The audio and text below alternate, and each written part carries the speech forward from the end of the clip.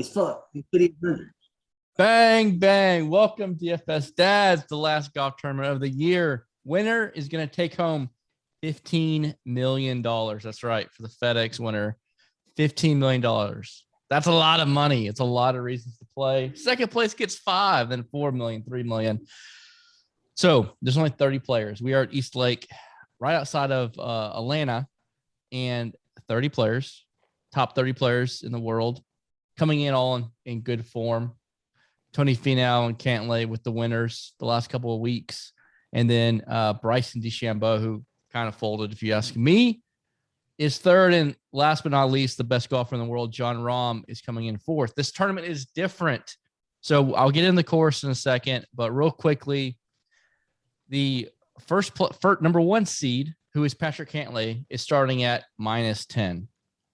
Finau, who's second, is starting at -8. And you go all the way down to some golfers are -4. There's a bunch of golfers at -4, a bunch at -3, but it goes all the way down to 0 with Patrick Reed and Billy Ho, Sergio Garcia, Daniel Berger is starting out even par. So 10-stroke difference between the first seed and the 30th seed. So realistically, you got to be up there in the top 5 or 6 realistically to win, because you ain't coming back from these elite players down more than 5 or 6 strokes. So with all that being said, there is a lot on the line, especially for up top.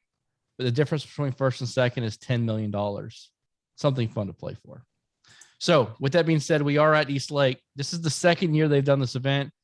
DJ won last year. And then was it Rory? A couple of years ago. 2 years ago. 2019, I believe, because they didn't do it last year, I don't think. I can't remember. Time flies. So we're at East Lake.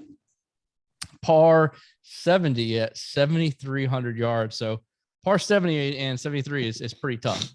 It's a difficult course. A few stats that we are going to be looking at is bogey avoidance, because it's such a difficult course. Strokes gained, par 4, tee to green, fairways gained. Putting, we are on Bermuda, and obviously strokes gained approach, which is the most important metric in all of golf, week in and week out.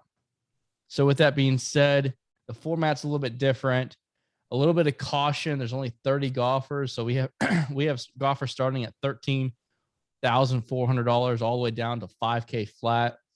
With only 30 golfers, this is, in my opinion, I think we would all agree, it's like a showdown in the NFL in a lot of ways, where there's not that many picks. It's going to be very difficult, and it's a lot more luck involved this week. And we definitely scale it back. Like I personally am not going to play cash this week, where I'm going to maybe play 1 or 2 cash lineups, cash contests. I'm going to hit up the GPPs, but my bankroll is going to be a lot less this week. With all that said, Bryce and Dustin, anything else to say with a different format before we get into the golfers?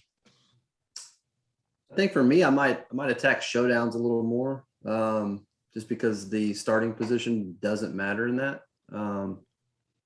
So maybe not more, but I'll probably put more on that than I will on a week long, just because of the weird scoring format. But I think you can get some advantages there, especially maybe the first day, if you have a guy that rates out well in your model, but it's 5,800 type of deal. So I also like on showdowns, there's only 30 golfers. So with the in-tournament stats, you can really break down, and not because when you have, 60 golfers on Saturday, Sunday, or 65, 70, that's a lot of golfers to pick the right 6. But when you only have 30 with the in-tournament stats with all elite golfers, you can get some advantage, I feel like, more so.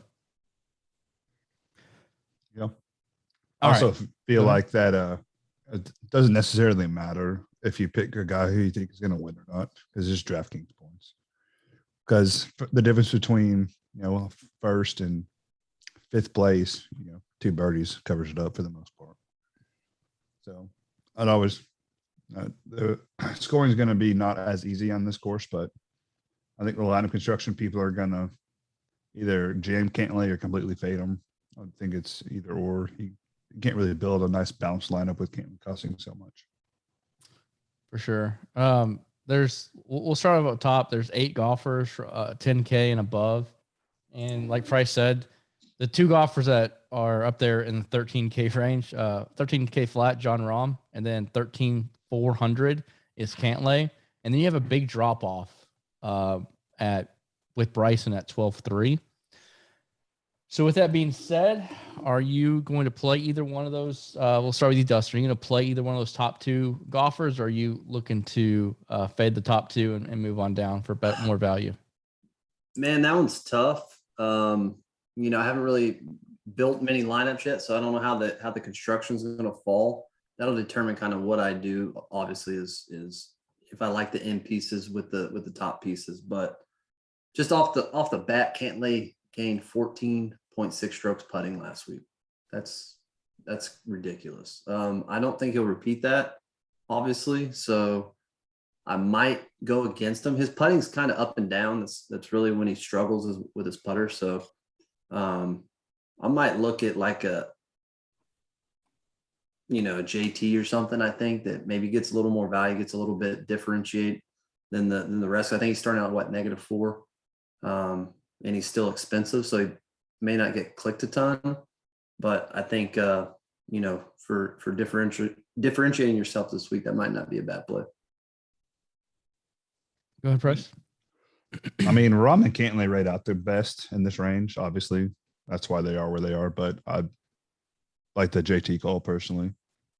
I saved $2,000, dropped down to a guy who's all he needs to do is have an average round putting, and he's gonna more than make up the 6-stroke difference because his tee to green and approach game are always on point. He just can't putt for shit.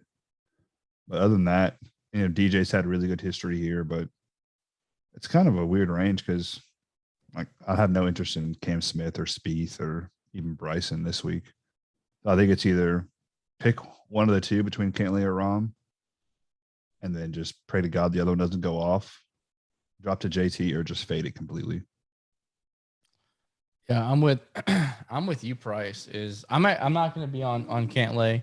I'm debating if I want to do John Rahm or just fade it all and then start off with like an answer. Would be at 9.6 is who I would want to start off with. So all these guys 10K and above do not rate out that well for me, except for the top 2.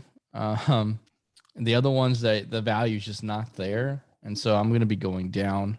For me, it's John Rahm or bust in this top range. John Rahm last week, he's been putting. Like if you look at his last few tournaments, an 8th at the PGA, obviously won the U.S. Open, 3rd at the Open, Northern Trust 3rd again. Last week he got 9th. Last week he wasn't striking the ball that well. He actually lost almost a stroke on his approach. His around the green game wasn't great, but he's been putting ever since he's been on this tear. Is gaining strokes putting.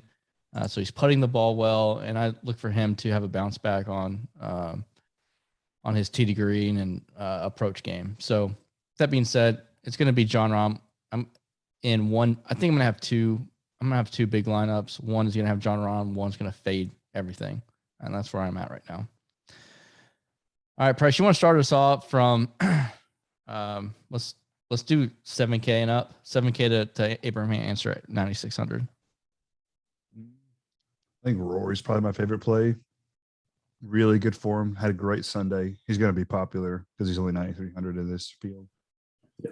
But probably my favorite play that I don't know if anyone will get there is Morikawa. He rates out great. He did awful last week. He's bad hurt the week before. He's hurt. No one's going to use him. So if I can get a couple good rounds from him, he starts out well. He's an elite player as long as he doesn't tweak his back. He played well Sunday too. I think shot like 2 or 3 under. I think something like that. And I don't think anyone's going to click him. So it's more just game theory than anything with him. What about you guys? Yeah, I think normally, it's kind of a course that fits his style for sure. So I can definitely see that. I like Hovland there at 8K. I think the course kind of fits him in his game well. I just think that at that range he can, he's known to fire off some really low rounds himself. He didn't putt very well last week, but his approach game is usually usually on a tee to green. So another one of those guys that has to putt. Harris English is another one that kind of intrigues me. He's pretty good at everything, especially over his last 10 tournaments. So I think he can be kind of sneaky there, in between some of those big names. I think it's going to come down to English or Burns for the last Ryder Cup spot. So this tournament could have some pull on that as well. Yeah, I'm a big Sammy Burns fan, as Price and Dustin know, and y'all probably know as well. He's on his favorite putting surface, Bermuda. He got 8th last week, gaining three strokes putting. So that can be a little scary, obviously. But his tee degree game is gaining 5, 4, and 4 strokes the last few tournaments. He's in all these guys are in good form, but he's in, I think, excellent form. Young stud. Coming into the very last event here at 8,500 just makes sense to me. So the way I'm looking at it right now, so I'm playing John Rahm. I'm going to be moving down and adding Louis O, Victor Hovland, and Sammy Burns are the other 3 that I would really want to find ways to squeeze in. If I don't go with somebody up top, I want to start off with Answer and then Rory and try to fit in Louis O and go from there. Those are the 3. If I don't fit in one of the top studs up there. So that's where I'm at on this range. Price, you are making me think about Kawa a little bit now. So right now he's a no for me. But if Burns wins, will you shave your beard into his mustache? It depends on if Burns wants to donate me some of that $15 million that you're on. Bitcoin. Did you see they interviewed Sungjae about it? What would you do if you won? He said, no. I would buy a house and live comfortably after I play golf. They said, would you play less? He goes, no, play more golf. And he's in a position. I like Sungjae a lot this week too. I think he's going to be extremely popular. He rates out well, had a good week last week. He's cheap. I think he might be the highest owned golfer in the field. Yeah, Louis O rates out. He just has that neck issue. He's talked about it where he slept wrong. Yeah, he's old.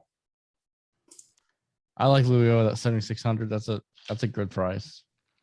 All right, let's go to the cheap golfers, the sucky golfers, if you can call the Master Champion Hideki at 6,400 a sucky golfer.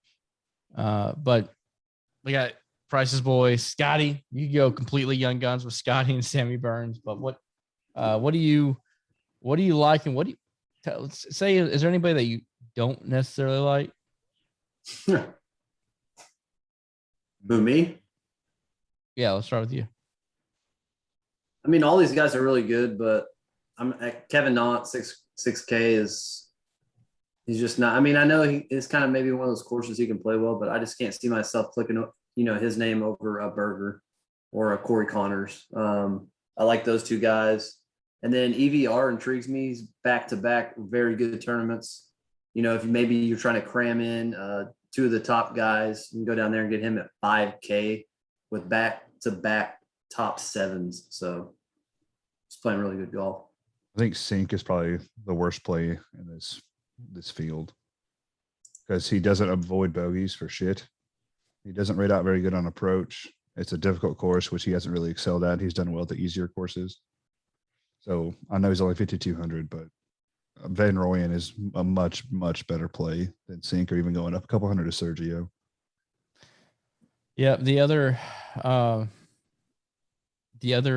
golfer I'm fading is Billy Ho. I don't want any part of him. He lost 6 strokes last week, and he's in the 20th to 29th in every category I care about. So I don't want any part of Billy Ho at 5,100. So I like Berger at 5,800. That's very intriguing. He rates out well on a lot of categories. So Berger at 5,800 is insanely cheap. Like, he's not going to win the tournament, but he can put up some points for you. And it's a tough course. Kind of has Berger written all over it, if you ask me. Yep. Right. I think Berger and Decky are the best plays under 7K. Yep. I mean, if you get Berger and Hideki, and then you can get 4 studs. I mean, they're studs. I mean, they're studs. So this tournament's gonna be a lot of fun. There's gonna be a lot of great combinations you can have. I personally enjoy building this week because there's so many good options. You're like, this is my core 4, and I could play like 3 sets of 2 golfers that are really good. So it's gonna be a lot of fun breaking it down. That being said, appreciate you watching. Appreciate y'all for this season as the FedEx Cup and the PGA Tour season is coming to a close. It's been a fun year. NFL, baby. NFL's next. I'm excited for NFL. We're all excited for NFL. So let's go make some money this week. Let's win some more money to get ready for NFL. Showdowns are going to be intriguing, so definitely want to follow us on our socials because we are going to put those out. And this is a week that I'm excited more for showdowns, like Dustin said, than the week long. Remember, bankroll management. There's only 30 golfers. All these golfers are elite. So be careful out there. Let's go make some money. Peace out.